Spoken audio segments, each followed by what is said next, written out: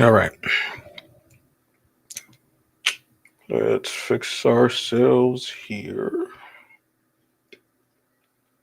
Mm-mm. It's been a minute since I've gone live, huh? I don't know which one has a which. Hold on.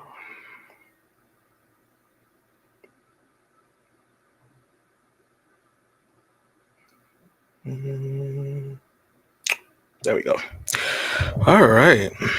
We are live. We are live. We are live. We are live.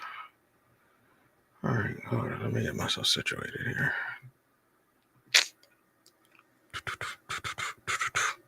All right. We're live on 4 different platforms today. Welcoming everybody. If you are coming in now, I appreciate you for being here. You guys are truly amazing. I'm also streaming on 2 YouTube channels. So I'm streaming on my King of Self Love page and the Monumental Podcast. We're also live on TikTok on King of Self Love 6, and we're also live on Facebook. So we are streaming from 4 different platforms here. So I do appreciate everybody that's going to be here from all avenues. You guys are truly amazing. My name is Emmanuel Pierre, or you can call me Coach E, Manny, if you know me personally. Um, I am your certified empowerment life coach.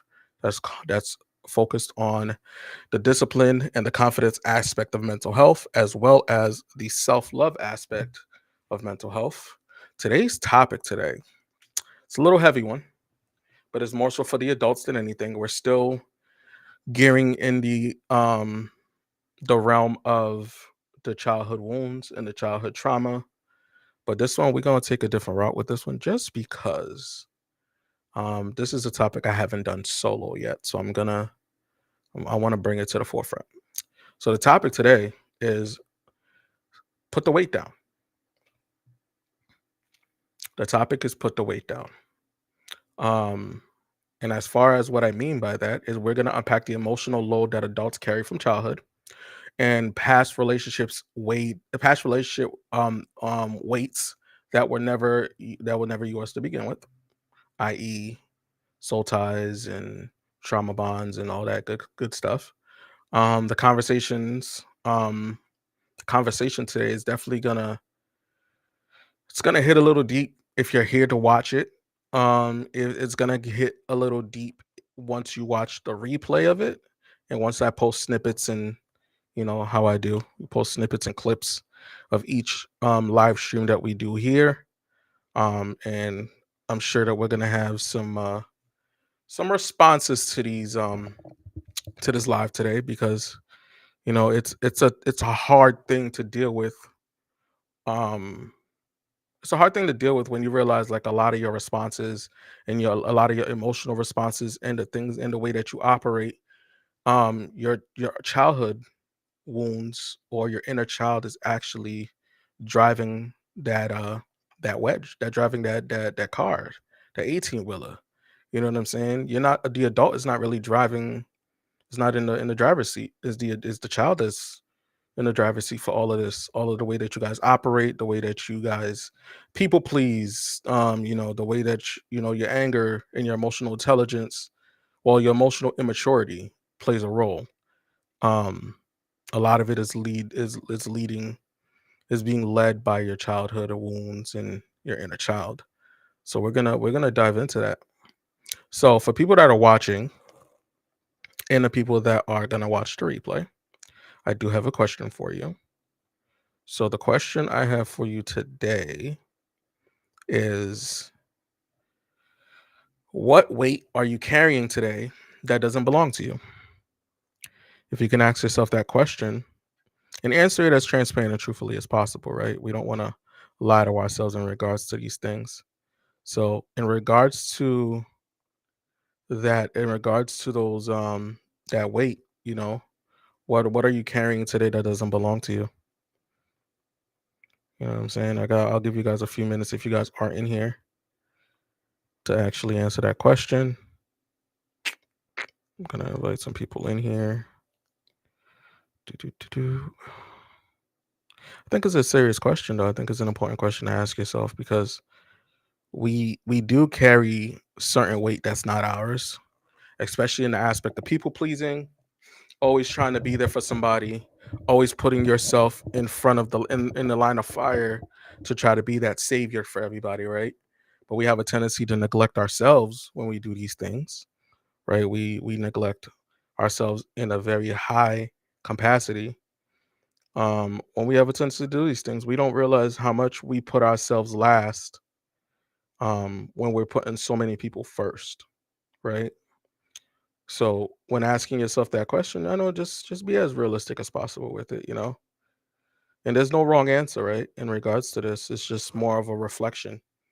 Um, it really is. And what we're trying to do today with this conversation, with this topic, is releasing emotional responsibilities that originated from someone else's wounds. You know what I'm saying? Trying to rip the portion of what you took from that person away from your actual being, actual from your actual self, from your flesh. That way you're not dealing with it mentally. Tamika, welcome in. You know what I'm saying? Because that right there is a tough one right there. When you're actually taking in somebody else's energy, taking somebody else's trauma, right? Trauma bonding with this person, having all these soul ties. It's a tough one. So just to start with this topic, we're gonna talk about like we're gonna talk about how children absorb blame, right? We're gonna dive into that real quick before we go into the adult aspect of it. Um, if you think about it, right, children don't have the opportunity to blame their caregiver. They don't have the opportunity to hold their caregiver accountable unless that caregiver opens that door or they have an open line of communication where if the caregiver is not doing what's supposed to be done or the parent's not doing what's necessary to make sure that this child is safe, this child is protected or feel protected and loved, then a child really doesn't have that opportunity, right? And the problem with that is that truth is very dangerous for a child, right? So instead of being able to tell the truth or hear the truth, they instead the kids will internalize that it's possibly their fault that the caregiver's angry, or you know, in regards to distancing themselves from their child, it has to be our fault, the other child's fault that is that they're being distant, or the child makes the idea of if they behave better or they act a little bit different or they act just as the caregiver wanted them to act, that they will get loved correctly. um Blaming themselves for that false sense of control is it's a little bit more scary than actually admitting the truth and realizing that the caregiver or the people that they're supposed to depend on didn't really love them correctly or didn't give them enough love. They didn't give that safe love, right? That didn't give that softness that a child deserves, that a child needs in order to operate correctly. Walter, welcome in. You know what I'm saying? So I want to also talk about um how self-blame becomes a survival mechanism. Just to it's a way to kind of control the chaos in a sense, right? Because if it comes to the point where you're starting to now hold people accountable, right? Then now you're going to deal with a few things, right? You're either going to deal with this person trying to gaslight you. You're going to either deal with this person not being accountable for themselves or their actions, or they're just going to try to use narcissistic traits to try to make you feel like you're at fault. You're the reason. Everything is your fault. It has nothing to do with them, and that's a little scary. You know what I'm saying? And it's also a way to make chaos feel predictable.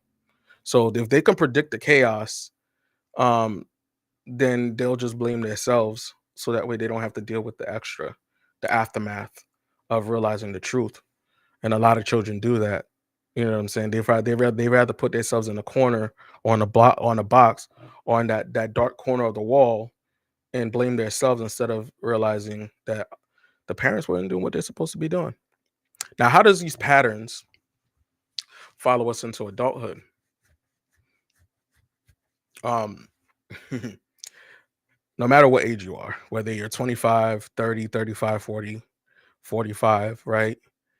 You're still operating from childhood logic when you're still blaming yourself, when you still have the self blame, when you're realizing that, you wasn't really told the truth on how you were raised or how you were treated as a child. You start to bring these dynamics, you bring these habits into adulthood. A few ways that you can bring it into your adulthood would be, one of them is over apologizing, right? You say sorry for every little thing, no matter what it is. Like, you just apologize for everything. Because me, I'm the type of person that tells somebody they don't need to apologize, right? Don't apologize for everything. I don't need you to apologize. And it's not in the aspect of just being mean, right? I don't want you to have to apologize for every single thing that goes on. You shouldn't have to, right?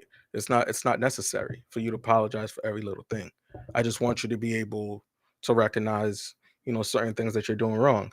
And if I'm able to tell you that with love, right, with respect, with love, so that way you can visually see it or verbally hear it, that way you can grow and be better, right? I don't The apology is not necessary if I'm just trying to help you be better, right? Now, if it's something that you did to me, and I verbally let you know, like, listen, this is what you did, this is how you hurt me, and can we talk about this, and we have a conversation about it, and you realize your faults, then you apologize. That's different. I don't mind that. But apologizing just to apologize, um that definitely stems from the childhood, right? Because you feel like you're doing something wrong, you're always doing something wrong, so you're always apologizing for your mistakes. And that right there, it's not a healthy way to operate. um Another thing that people do, they tolerate disrespect. Now, I'm a person that says respect is always given no matter what. Um, but you don't need to tolerate disrespect. You can give somebody all the respect that they deserve, and everybody deserves respect. It's the trust that they have to earn. But tolerating disrespect, you don't have to do it. You can still give somebody respect and move out the way, right? Respect enough, move out the way. Respect yourself enough to move out the way. But to tolerate the disrespect, you don't have to do that. It's not something that's necessary, right? But we have people that do tolerate disrespect, and they will sit there and take it in. But there's also a level to this where, um when the disrespect happens, the person that's doing the disrespecting and causing the disrespecting, they'll find, they have their ways of manipulating the situation to make it seem like it's not disrespect, right? And if you don't have the tools necessary, obviously, to recognize these things, then you'll never know that they're actually disrespecting you, right? It just seems like backhanded compliments, right? Like, they always have some type of slick comment to say, when you're speaking about something or when you're vocalizing something, right? So the disrespect can come in so many different avenues and different variations, but you won't recognize it as disrespect because of how the person put it and they word it. You'll never realize you're being disrespected. You know what I'm saying? So, um, and if it's something that's blatant, right? If it's like a blatant disrespect where you can actually see it, and you still accept it, that's something that happened as a child as well. Like, you might have dealt with disrespect from your parents, from your guardian, from your caretaker. You know what I'm saying? And just so they'll disrespect, like, your weight, or, you know what I'm saying, they'll call you stupid, or, you know what I'm saying, they'll just do, like, say certain things to disrespect you. And because they're the caregiver, and they're the guardian, and they're the parent, obviously you can't really just say whatever back, right? You're not just gonna disrespect them. So you just take it in. You just take it in, and then you take it and you take it in, and you deal with it. You deal with it no matter what. And next thing you know, as an adult, these same things are happening, right? And you're not realizing it's the same patterns that you dealt with as a child, right? People calling you stupid, or they'll say it in an undertone, "Oh, you're stupid," right? "Are you fucking stupid? You're stupid. Are you dumb as hell?" Right? And it sounds like a joke. It sounds like they're joking with you. Some people might be serious, and you don't realize it, right? Their tone on how they say it will tell you everything. Their body language, the way that they look at you when they say it. Like there's a lot of key points that you can see within a person when they're saying certain things to you, where the energy is different on how they say it. Right. So you have to be able to visually look at a person and see how they're giving you that energy. And then when they verbally say it, listen to their tone when they're calling, when they're saying certain things that are disrespectful. And if you are able to pay attention to those things without letting your emotions get the best of you, right? You'll be able to pay attention to how it's being given and how the energy is being put out there, right? Um, Another thing that we do as adults that we also did as children, we shrink our needs. We shrink our needs when we spend so much time being there for everybody. And when I mean everybody, I mean everybody. You know what I'm saying? You will neglect yourself to be there for everybody else but yourself. You'll do everything for everybody. When somebody says jump, you say how high. You know what I'm saying? You'll never tell them no. It's crazy because I just had this conversation with the mother of my kids, and we just talked about this. And I was like, yeah, I mean, it's a real thing. Like we do this. We don't realize how much we neglect ourselves. And you know, it happens when we have these underlying traumas that we don't recognize and we don't take care of. It really trickles down into your adulthood. Like when you know you've dealt with abandonment, right? You dealt with abandonment, and you see other people dealing with the same thing where they're not supported, they're not loved, they're not really they that people don't really rock with them the way that they're supposed to rock with them, right? And they come to you for help. You feel like you're obligated to help them because nobody else is willing to do the same thing. You know what I'm saying? Nobody's obligated or they're not helping them. So you feel obligated to help. So you're not gonna tell them no. You're gonna be like, yeah, sure, absolutely. And then you go help them. And then it becomes a cycle. And then you continue to do it. And then you continue to do it. And then that person, if they're genuine, obviously they appreciate it. But then some people create expectations. Like they're expecting you to help, right? Not expecting the help. Instead of appreciating the help when it's given, because obviously not every time you'll be able to do something for them. They expect you to be like, they expect you to say yes when they ask you for help. Now when you say no, their emotions start to flourish.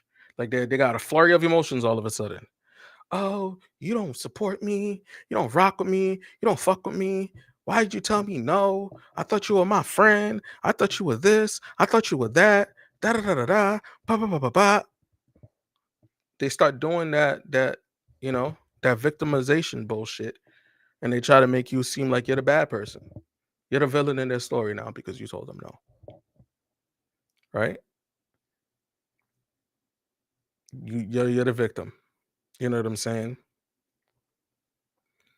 And when it comes to shrinking yourself, there's another part of the shrinking yourself that's really important, which is the nervous system, right? So when you shrink yourself or you shrink your needs, um your body your body associates asking for with so I have notes here. So it says you shrink your needs because your body associates asking for more with danger, and your nervous system remembers all the times you were told your needs were too much.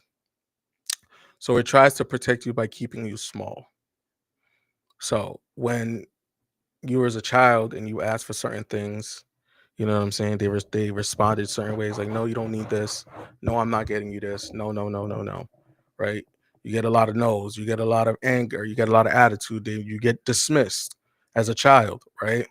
So when you become an adult and you yourself as an adult start asking people for favors or want to ask somebody about a favor, but in the back of your head, you know you remembered every time that you've asked for help, you got dismissed or you got told no, or the person said that they ain't got it when they really did because they didn't want to help you. You know what I'm saying? Like those things, they stay there, they're stored in your head. Those are your lived experience, right? We got to keep that in mind. Those situations don't just disappear. That's your lived experience. So you know for a fact that this is happening in real time. You know what I'm saying? And when you actually come across a situation where you actually need to ask for help, you're not gonna do it. You're not gonna do it. You're gonna do the complete opposite. You will do the complete opposite. You won't ask for help. You won't ask for support. You're not gonna do none of that. You're gonna do the complete opposite. You're gonna shrink yourself. You're gonna say to yourself, you're gonna try to figure it out yourself. You're not gonna ask for help because you don't want to get rejected. You don't want to be told no, because then it's just gonna make you feel even worse than you already feel. You know what I'm saying? You're already shrinking yourself as it is. So imagine being told no, right? It's not a good feeling. It's a very uncomfortable feeling. You know what I'm saying? When you genuinely need the help. It's different when if you overstep and you constantly asking somebody for help. But if you genuinely need help and you don't really bother nobody, and then you ask for help, and then the one time that you actually have asked for help, somebody tell you no, that shit gonna hit you. It's gonna hit you hard. And you're not gonna know how to operate it. You know what I'm saying? One of the things that you gotta remember too, like when you shrink your needs, it's because somewhere inside that inner child is still whispering. You know what I'm saying? Don't make noise, don't be a burden, don't upset anybody. You know what I'm saying? And that's the tough part right there, right? Because the inner child's still scared. The inner child is still moving in fear, right? It's not flourishing where it's enjoying the beautiful radiance that it can show, that it can give you, that can show as your adult in your adulthood, right? So we have to be able to break these barriers, break these cycles from childhood. We have to break these barriers. We have to realize that a lot of the stuff that you're dealing with, it wasn't your fault. It's not your fault, right? That you dealt with all of this stuff. It's not your fault. You didn't ask for the disrespect. You didn't ask to be ignored. You didn't ask to be abandoned. This is not the things that you asked for, right? One, you didn't ask to be here. So let's put that out there, right? James, welcome in. Thank you. You didn't ask to be here. So let's be honest. Let's put that out there, right? Can we all agree on that? Like any of us that are here on this earth that's dealt with trauma, that's dealt with all this pain and all these things, we didn't ask to be here. You know what I'm saying? Like we didn't ask to be here, but we're here. And it is our parents' responsibility when we're younger to teach us the things that they need to teach us so that way we'll be able to operate better. But unfortunately, we have certain situations and certain circumstances where that wasn't the case. So I'm gonna be honest with you. It's painful to hear, and it's not an easy thing to hear, but it is our responsibility to heal from it, right? It is our responsibility to heal from it so that way we don't move into our adulthood um thinking that the way that they operated with us is okay. The things that we're shrinking ourselves down to act like, which is the child, the inner child, the fear of like the plan you told me your kid. Yeah, yeah, yeah, yeah, Jay. Absolutely. Yeah, yeah, exactly. You know what I'm saying? Like there's many ways to do it. If you wanna really operate correctly with your children, be open with them, right? Or start the process of healing. Start the process of healing. You know what I'm saying? Be prepared to do that. Like let's start the process of healing. Let's get you the help that you need so that way we can break these cycles and break these chains cuz it's important. You know what I'm saying? All of this is important. You don't want to have to, you don't want to have to act like the neglect and the anger and the irresponsibility is your fault. That's not your fault. You dealt with a lot. You know what I'm saying? You struggled with a lot. A lot of stuff we're ignoring it because we thought it was okay. Think about that. We thought the way that they were raising us was okay. We thought everything that they were doing was okay. You thought that how they treated us was really love, and it wasn't. It wasn't love. And I'm not telling you to be angry at the person that raised you. I'm just trying to have you see the perspective that you're missing, right? We're missing the other side of it. They did what they could with what they had. doesn't mean that there was certain parts of your life that wasn't damaged in the process. Okay, and certain parts of you that was damaged in the process.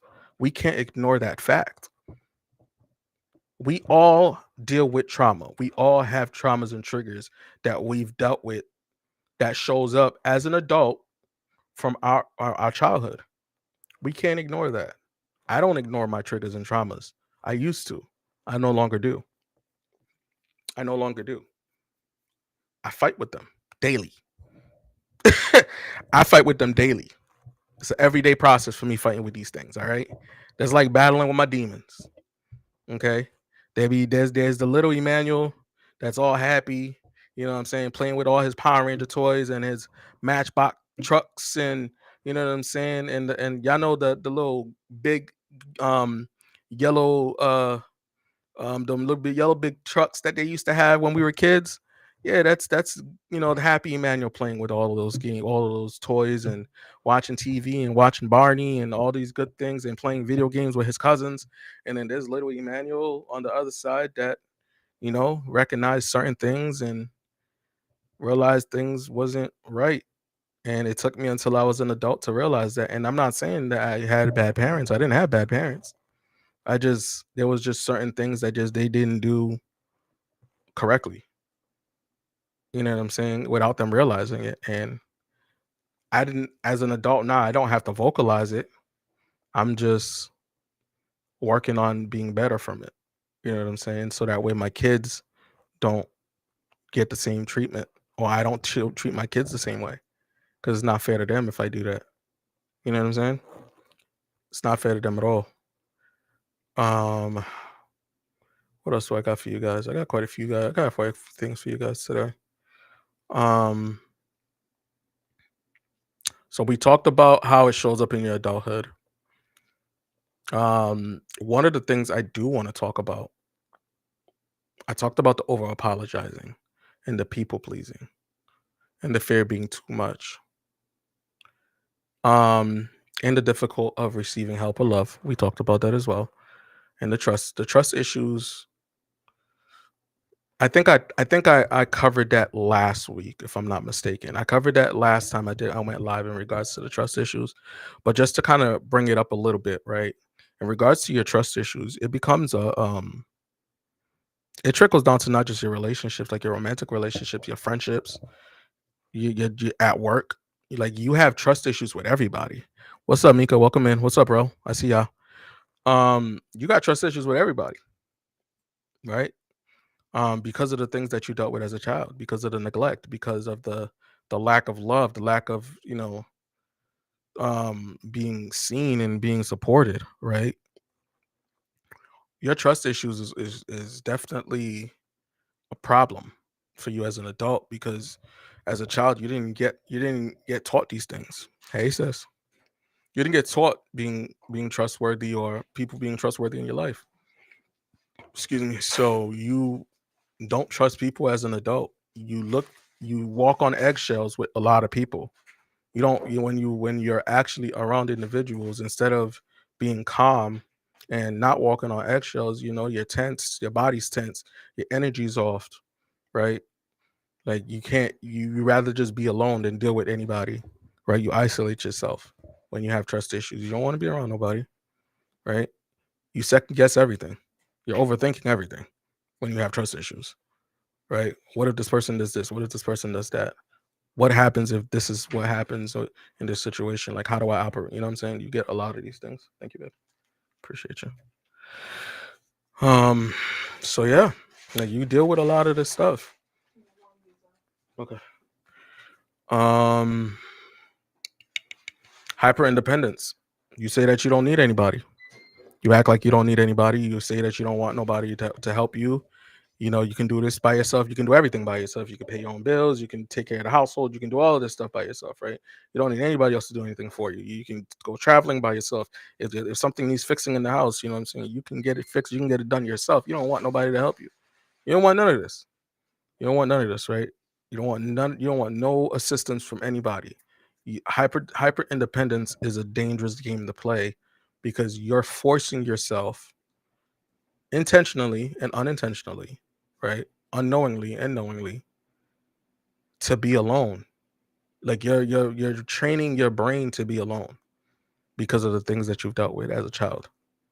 Like literally training yourself to be alone. That's what's happening when you do that. You never like if somebody, let's say if you happen to let somebody in your life and they left, you wouldn't even care because you're already at that point where you can do everything on your own, or you feel like you could do everything on your own. If that person just left, you'll be like, all right, cool. I got this. I don't need you. A lot of people live like that. There's a lot of people that live like that, and they call it independence, but it's not. It's hyper independence.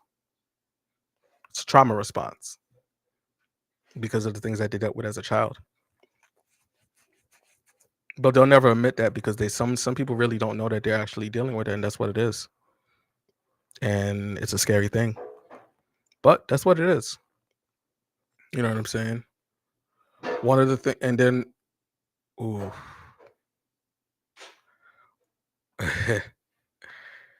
Yeah, let's break that down. So I the last one for that segment, over functioning in relationships. What does it mean to overfunction? It's when you constantly take more emotional, mental, and practical responsibility in a relationship than the other person, to the point. Thank you. To the point when when you start managing their feelings, reactions, tasks, and healing, often at the expense of your own well-being. Pretty much, you're putting yourself last in your relationship. You're taking on their emotions, their responsibility, their everything, and then also you're also taking on your everything, right? And then you have to be able to function regularly as an adult, dealing with your trauma, their trauma, your role in the relationship, and their role in the relationship. That's a little scary. That's a lot of responsibility for one person. I'm sorry. Like, let's be honest here. Like, can we be honest? That's a lot of responsibility for one person to be dealing with all of that. You got to deal with their emotions, their mental capacity, right? And then the basic roles of what your role is in the relationship, whatever conversation you guys had, on top of your mental and emotional stability. That's a lot. That's a lot of energy to take in. That's a lot coming from not only your overflow, but also your cup. If you even have a cup that's filled enough to handle your shit, let alone their shit. Like that's a lot. That's a lot. You know what I'm saying? Like that's literally a survival behavior. That is a survival behavior. Taking on that person's luggage on top of taking over your luggage and then dealing with their baggage on top of your baggage. Yeah, I know. It's a mouthful. It's a lot. But it's also stems from childhood because for people that do that, right? You were the responsible person as a child. You were giving roles and responsibilities that a child should have never had to begin with, right? You were the one doing all the cooking, the cleaning, pretty much raising your parents, right? Because that's usually what ends up happening for a child that's delegated responsibility too young. They start end up raising their parents. You know what I'm saying? And then you were the person that kept the peace in the house. You were the person that, that made sure everybody stayed as neutral as possible, heard everybody's side, and tried to, calm the energy in the house. You know what I'm saying? You had to age faster than you needed to. You were maturing faster than you were supposed to. You became the parent in the house. And that right there is scary. I'm just saying. You shouldn't have to deal with that. It's not fair. You know what I'm saying? And then you gotta realize that, right?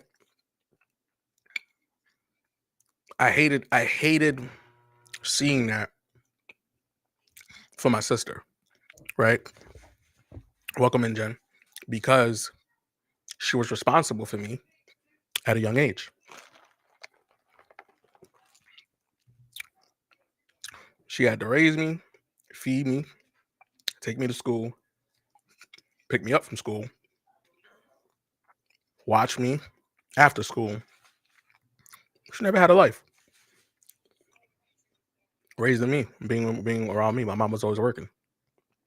You know what I'm saying? So she was deemed the strong one.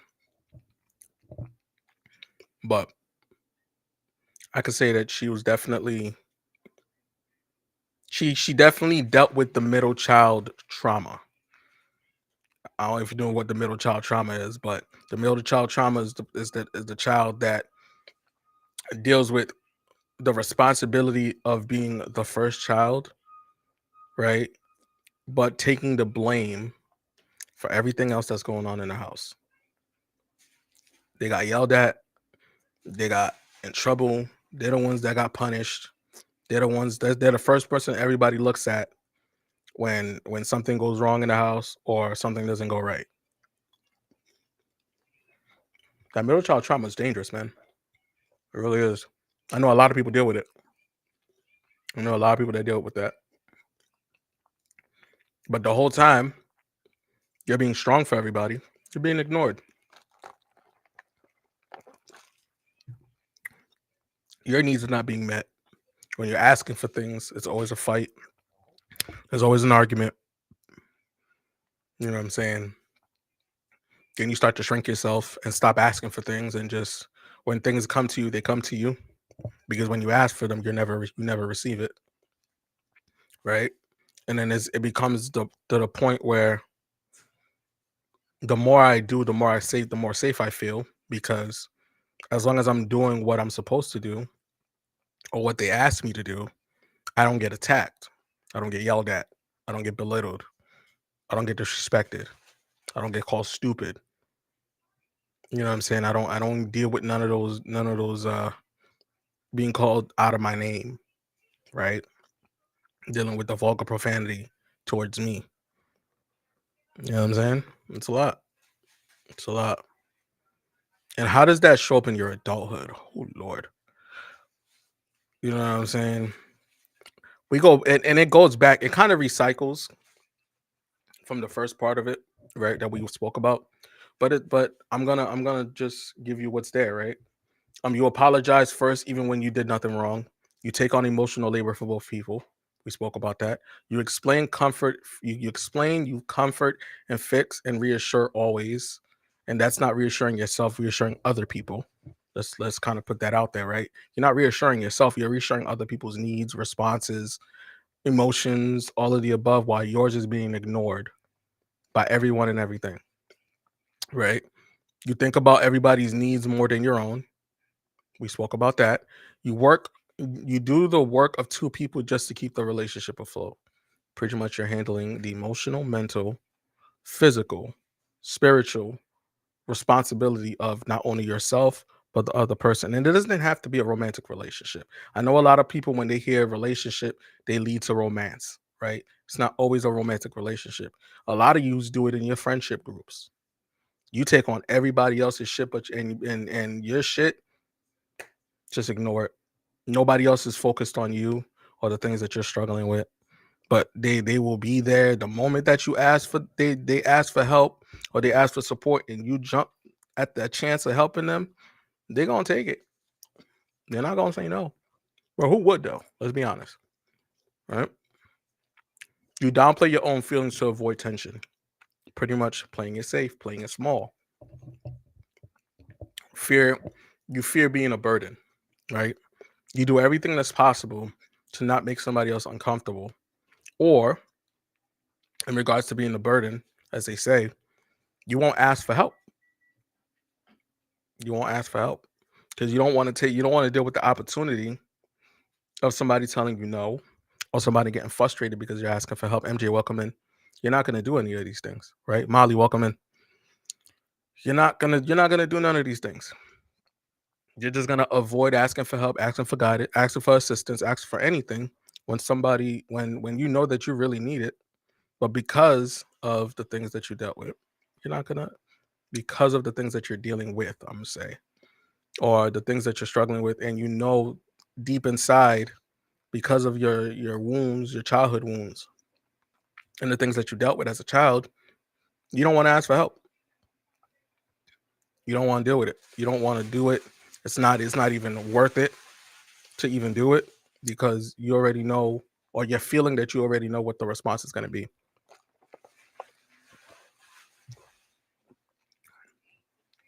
One of the things that's see, we spoke about this too. Remember, I said that when you gain the responsibilities that you gain as a child that you shouldn't have, you by default you become the caretaker and the protector and the problem solver and the planner. You become all of these things, right? And it doesn't even sound too bad, right? It doesn't sound bad, right? Because it's like skills and things that you can learn that you can have as an adult. But as a child, when they say stay in a child's place, you should be able to stay in a child's place. That means everything. That means you shouldn't be having to take care of the household at 10, 11, 12, 13 years old. You shouldn't be changing nobody's diaper at 14, 15. That's not your kid.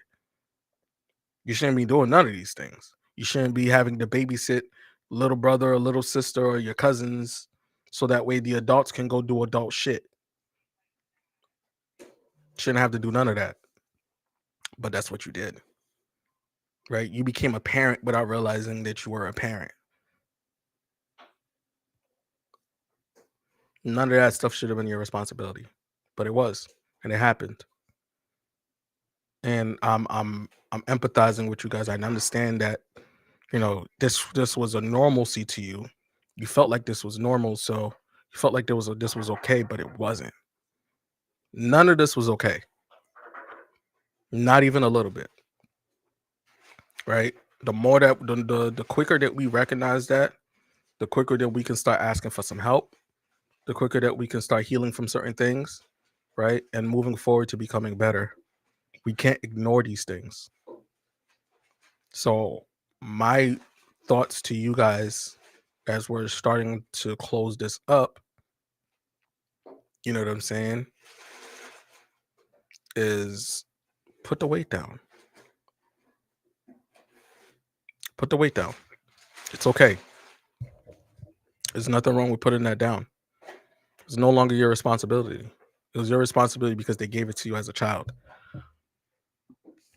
But as an adult, it's no longer your responsibility because it costs you a lot of things when you're continuing to hold on to the weight that your inner child had to deal with your caretaker, guardian, parent, right? It leads to the emotional exhaustion. Like you're always on go, right? You have to always be on go. You always have to be doing something, right? You know what I'm saying? Like everything that you do, you almost get nothing back, right? So you build resentment towards people because you're not, it's not reciprocated the things that you're doing, right? You want everybody, you're expecting something to be reciprocated back every time you do something for somebody, but 9 out of 10 times you get nothing back, right? You're always performing, right? Because you're emotionally you can never get close to anybody because you're constantly performing for love. So you spend more time performing than actually being able to let your guard down and show some level of emotional closeness with an individual. You don't get the opportunity to do that because you're constantly performing for somebody, whether it's a friend, a family, a romantic partner, work. You're always performing for somebody, but you don't perform for yourself though. But you perform for everybody else. You know what I'm saying? Just be mindful of a lot of these things, right? You really lose your identity. Like your identity is you become a people pleaser. That's what your identity is. Once you continue this cycle, you become the people pleaser. You become the person people rely on, right? You become that person that everybody calls every time they need something, right? And you can never tell them no, right? That becomes your identity. The person that's holding everybody together, hold everybody's shit together, except your own stuff, but you hold everybody else's stuff together. Everybody's living life. Everybody's doing good in life because you made it possible for them to do so. But while they're living life, you're drowning and you're struggling and you're bleeding mentally, emotionally. You're struggling because nobody's there for you the way that you're there for everybody else. If I'm lying, I'm flying. You know what I'm saying? So how do we start the process of becoming better? How do we start the process of becoming better? Awareness is the first step. Recognizing the patterns, recognizing the habits, recognizing the things that you're doing that's not for you, but for everybody else. Seeing these things in real time and taking mental notes, physical notes, audio notes, however you want to take the notes, journal it, right? Take notes of these things that you're recognizing, right? Pay attention to your viewpoint, your POV, as everybody wants to use out here. Pay attention to your POV on how you deal with individuals, how you operate with somebody, right? And see how many times you put yourself first versus how many times you put them first, and see what that looks like, right? And then write it down. Now, if the list becomes you're putting them first more than you're putting yourself first, then we got to fix that. We gotta go down the rabbit hole on why. Well, we know why. We just talked about it. We just dived into it a little bit, right? We know why.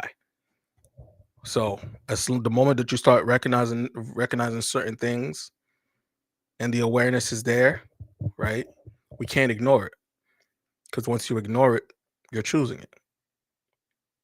Remember that. You know what I'm saying? Allow people to be responsible for their emotions, for their growth, for their discipline, for their actions, and their consequences. It's not your responsibility to deal with nobody else's stuff. I was gonna say shit, but stuff. You know what I'm saying? It's not your responsibility. Let them handle their own shit. The answer is no. Simple, right? No is a complete sentence. And once you say no, it is not your responsibility to deal with the emotions. You know what I'm saying? As long as they're not putting their hands on you, then you're good. As long as they're not putting their hands on you. The moment that they do that, you already know what to do. You know what I'm saying? You already know what to do. But it is not your responsibility to deal with anybody's growth, emotions, discipline, actions, or consequences. Thank you, spiritual. How you feeling today? You know what I'm saying? And stop being guilt. Stop feeling guilty when you say no. What you feeling guilty for? Thank you for the TikToks. What is you feeling guilty for when you say no? No is a complete answer. It's a complete sentence. It's just no. There's no guilt behind it. There should be no emotions behind the no. The answer is no. You know what I'm saying? Don't allow anybody to manipulate your no. Period. Point blank. What's going on, bro? Welcome in. Don't allow anybody to manipulate that no. Please don't. Don't let them make you feel guilty because you said no. Because they will. Oh, I thought you was my friend. Thought you had my back. You said that I can come to you anytime I need you. First of all, can we talk about that for a second? Can we talk about that for a second? Can we not say that phrase to people anymore? Let's from now on, let's stop saying that. You can come to me anytime you need me. I'm always gonna have your back. Cause you know damn well that's impossible, right? Because we all got our own shit to deal with. We all got our own stuff to handle, right? So there's not every moment and every time that you're gonna be able to be there for somebody. Because you're opening a lane that is very unhealthy. Because now you're gonna be responsible for their emotions, for their problems, for their traumas and triggers, because they're gonna bring everything to you first. They're not gonna go to anybody else. They're gonna go to you because you opened up that lane for them to come to you anytime they're having an issue. So now it is your responsibility to handle that because you opened that door and you opened that lane. So let's not do that. If you want to give them a better response where you're not completely ignoring them or isolating them to not come to you, be like, I'll be there when I can. I'll be there when I'm capable, right? So that way you're not completely shutting them out. But don't open that door completely if you're not ready to handle what's behind that door number one, two, three, and four. Because listen, everybody that usually the person that you give that open lane to will dump so much shit on your chest and on your shoulders. And next thing you know, you're being weighted down by their traumas, by their triggers, by their responsibilities, by their actions, by their consequences. They're not handling none of it because they gave it to you. You're supposed to figure it out. Why haven't you figured it out yet? And then they'll come to you and ask you that question, like, "Yeah, I still haven't figured this out. You got anything that you could?" I'm telling you, don't open that door. Don't open that door because now you got to carry that guilt because you did that. You did that. But if you didn't open that door, you didn't open that lane, right? And you tell them no, then the answer is simply no. Let them deal with their emotions after the fact. As long as, like I said, as long as they're not physically trying to harm you after you say no, then you could just walk away. You know what I'm saying? Stop taking on people's emotional labor. Stop taking on their emotions. Let them handle it. Let them show that they're capable of handling it, right? It is not your responsibility to deal with somebody else's emotions. No matter if you're in a relationship with them, no matter if you're married to them, none of that stuff. That is your responsibility. Your emotions is your responsibility, your responsibility alone. It should be nobody else's responsibility to handle somebody else's emotions. That sounds crazy. That is crazy work. That is crazy work for you to think that it's your responsibility. First of all, some people don't have a handle on their emotions enough, right, to the point where it's uncontrollable. So imagine dealing with somebody that already don't have control over their emotions, and then you're expected to handle their emotions and their level of emotion, their lack of emotional control, and then you got to handle your emotional control, and you lack emotional control. You're not gonna know whose emotions is what. Shit's gonna be all over the place. You're not gonna know whose emotions is what, whose trauma is what, whose energy is what. You're not gonna know any of that. You just know that you're dealing with some emotional shit and you need to figure out what it is. And half of the time it's not even yours. This is why this topic is called put the weight down. That's why I named this topic. Put it down. It's not yours. Once you figure out it's not yours, put it down. Leave it alone. Be done with it. Like, you know what I'm saying? Just be done with it and let it be what it is. Because it's not your responsibility. It's not your responsibility. If you didn't open that lane, let it be what it is. Nobody's emotions is your responsibility to handle. None. So if you allow somebody to just constantly throw their problems and their traumas and their triggers and their energy and all of this at you for you to handle, and you're not putting up a boundary towards that, they're just going to continue to do it. They're going to continue to do it. If you don't put a healthy boundary up, they're just going to continue to keep throwing it at you and throwing it at you and throwing it at you. The next thing you know, you're literally in a pile of things that don't even have your name on it. It's a scary thing, man. You know what I'm saying? It's a scary thing. But I want you guys to know that you guys are worthy of love. You guys are worthy of being seen. You guys are worthy of being heard. You guys are worthy of all of these good things without having to overperform. You guys do deserve reciprocity. You guys deserve the balance. You guys deserve all of these things. But you have to want it, right? Knowing that you deserve it is not enough. You have to put in the work.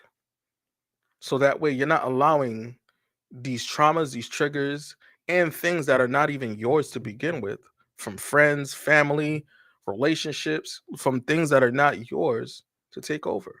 You need to just take that bag off. Now you just drop probably like 1,000 pounds off your shoulders, right? Now you don't have to deal with nobody else's shit. Now you can move your shoulders, right? You can stretch a little bit. You know what I'm saying? Shadow box, do whatever you got to do, because now you don't have all that weight on your shoulders. Feels good, doesn't it? All right. For the people watching the replay, right? I want you to try that. Just drop the bag. Drop the bag, stretch it out. You know what I'm saying? Get that energy back in your shoulders. You know what I'm saying? It's worth it. It's worth it. It feels good. It feels good. Because at the end of the day, you know what you deserve. You know what you deserve. I'm not going to tell you don't know. You know what you deserve. But because of the things that we dealt with as a child, we feel like we don't deserve it. But you know that you do. But that's why it's time to heal. As my brother Derek always says, got to sit down and heal. Time to focus on you.